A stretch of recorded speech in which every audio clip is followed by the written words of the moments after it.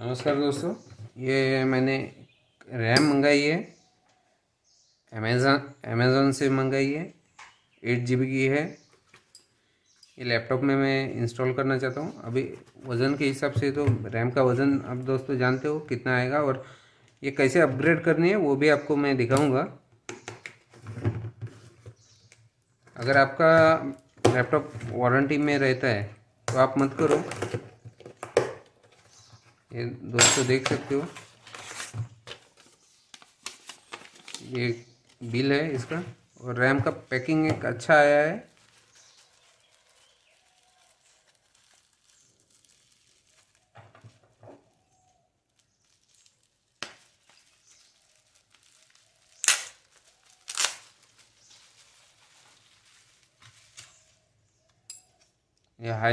ये हाइनेक्स का रैम है दोस्तों।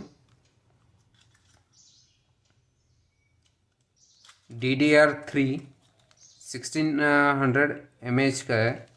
चलो इसका भी अनबॉक्सिंग कर लेते हैं।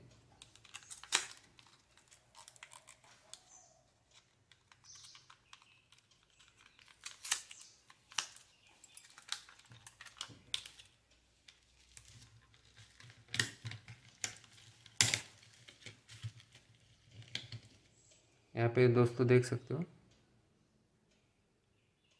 8 GB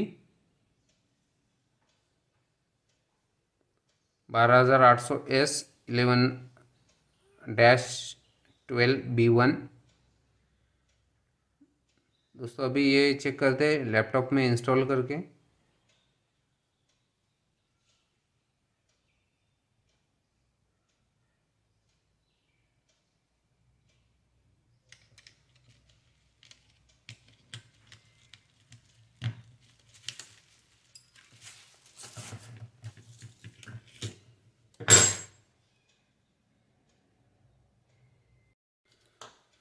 ये दोस्तों मेरा एसर का लैपटॉप है, यहाँ पे देख सकते हो। ये इसमें अभी वो रैम मैं इंस्टॉल करूँगा, उसके बाद परफॉर्मेंस कैसे दिखाता देता है वो भी आपको डिटेल अपडेट के साथ बताता हूँ। इसको दोस्तों पूरी तरह से ओपन करना पड़ेगा, क्योंकि रैम के लिए इन्होंने अलग से कंपार्टमेंट नहीं दिया है। पूरा बैक पैनल आपको ओपन करना पड़ेगा।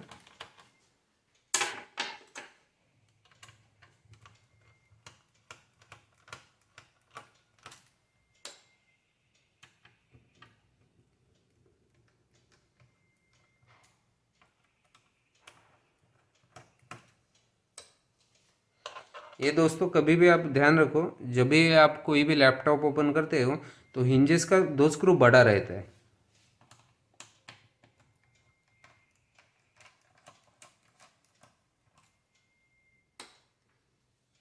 ये दोस्तों की भी इधर यहाँ पे लिखा है, ये कीबोर्ड का है, लेकिन दोस्तों वो बिना ओपन किए आप लैपटॉप ओपन नहीं कर सकते, वो आपको ओपन करना ही पड़ता है।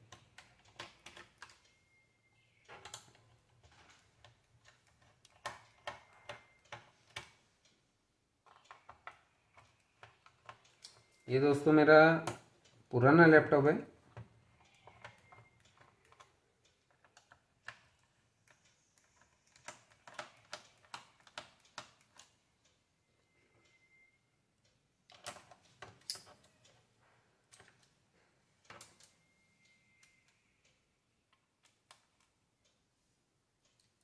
ये दोस्तों देख सकते हो पूरा मैंने स्क्रू लगभग ओपन कर दिया।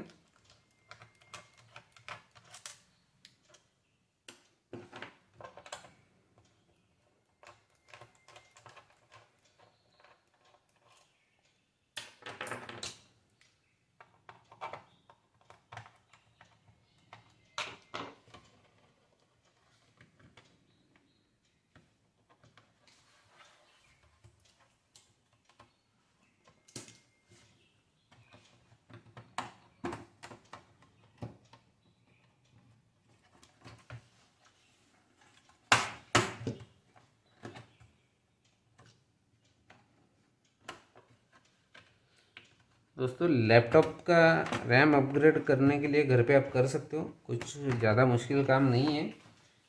लेकिन दोस्तों आपको खुद पे कॉन्फिडेंस नहीं है तो आप प्रोफेशनल से करवा सकते हो।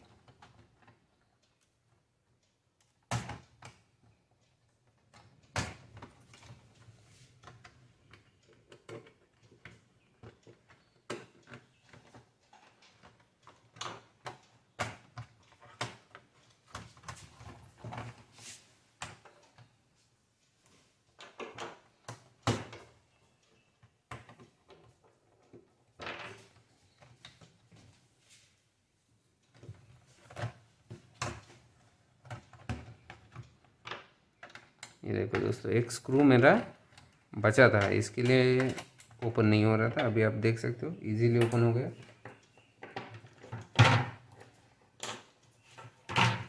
ये दोस्तों रैम है, मेरा पुराना रैम है, यहाँ पे देख सकते हो आप। ये दोनों अलग अलग फ्रीक्वेंसी का है। तो दोस्तों इसको रिमूव करने के लिए ये दो स्टील का क्लिप है, ये निकालना पड़ेगा आपको। ये बाजू में जाएगी रैम, और यहाँ पे आप देख सकते हो क्लियरली लिखा है कौन सा मॉडल है, और ये हमारा दोस्तों नया रैम है। ये दोस्तों अगर आप इंस्टॉल करना चाहते हो तो सिर्फ ऐसा प्रेस करना है और ऐसा ये फिट हो गया।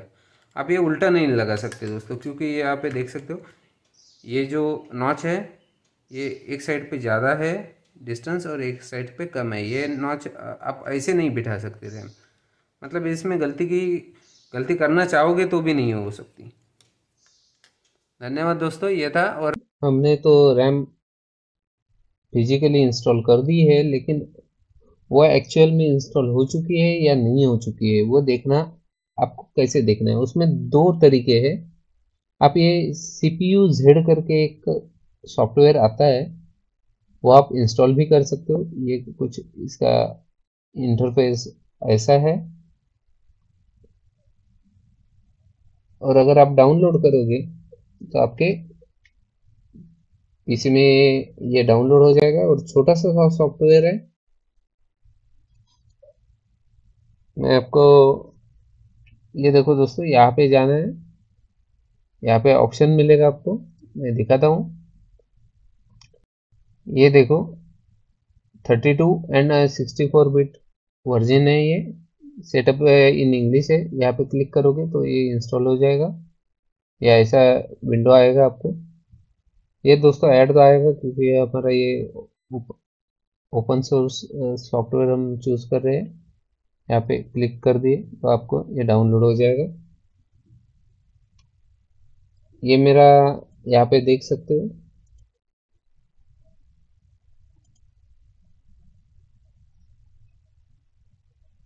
ये मैं रन कर रहा हूँ अभी।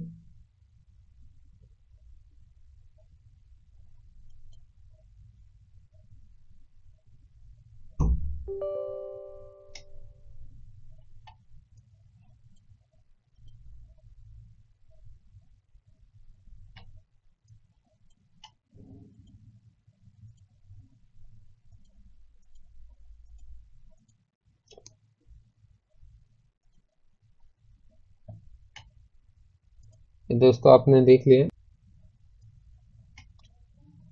यहाँ पे दोस्तों आप ये सब चीज़ें चेक कर सकते हो। अभी मैंने जो रैम इंस्टॉल की है, यहाँ पे आपको मेमोरी में जाना है, यहाँ पे चेक कर सकते हो साइज। जो आपने को मैंने दिखाया था, दो रैम था। पहला मेरा 4 GB का था रैम, DDR3 रैम टाइप है, और ये मैंने 8 GB का नया इंस्टॉल किया है। तो मैंने दोनों एक साथ चला के देखे है, मतलब एक साथ इंस्टॉल किए है। तो यहाँ पे देख सकते हो, यहाँ पे 12 GB दिख रहा है। और दूसरा तरीका है दोस्तों, आपको कंट्रोल अल्ट और डिलीट प्रेस करना है। तो टास्क में दोस्तों आपको एक साथ कंट्रोल अल्ट और डिलीट की प्रेस करनी है। उसके बाद दोस्तों टास्क मैनेजर को ओपन करना है। इसमें दोस्तों परफॉर्मेंस में जाना है आपको। यहाँ पे आपको CPU है, ये आपका प्रोसेसर, ये सब इसमें डिटेल आपको मिल जाएंगी। ये दूसरा है मेमोरी। हमने अभी अब मेमोरी अपग्रेड की है, यहाँ पे देख सकते हो। ये 12 GB अपग्रेड हुआ है, DDR3 है। तो दोस्तों हमने जो रैम अपग्रेड कर दी है, तो पहले आप मतलब वीडियो में आपको दिखा रहेगा 4 GB का रैम मेरा पहले से था, और लगभग मैंने दोनों का फ्रीक्वेंसी 1600 mHz का, ये मेगाहर्ट्ज़ का मैंने दोनों रैम का फ्रीक्वेंसी चूज़ किया था। लेकिन दोस्तों पहला जो रैम है वो अलग कंपनी का है और दूसरा अलग कंपनी का है। तो दोस्तों इसमें एक बड़ी प्रॉब्लम आती है, अगर कंपनी सेम नहीं होती है तो कई बार आपके सिस्टम क्रैश हो सकती है। रैम मतलब वो टेक्निकल जो वीडियो आएगा उसमें आपको मैं आसानी से समझा सकता हूँ। यहाँ पे आप देख सकते हो 1600 mAh है, मेगाहर्ट्ज़ है। स्लॉट यूज़ दोनों यूज़ हो चुके हैं, क्योंकि एक में मेरा 4 GB का था जो मेरे लैपटॉप के साथ आया था, और दूसरा मैंने 8 GB का अपग्रेड कर दिया है, वो हाइनेक्स का लिया है 8 GB 1600 हर्ट्ज़ फ्रीक्वेंसी वाला। तो दोस्तों ये आप अगर आप नया एक कुछ सॉफ्टवेयर इंस्टॉल नहीं करना चाहते तो आपको ये एक तरीका, इजी तरीका है जो आप देख सकते हो। ये था वीडियो दोस्तों। अगर वीडियो अच्छा लगे तो लाइक करो, सब्सक्राइब करो, शेयर करो, और दोस्तों कुछ भी आपको डाउट रहेगा तो कमेंट में कमेंट कर दो।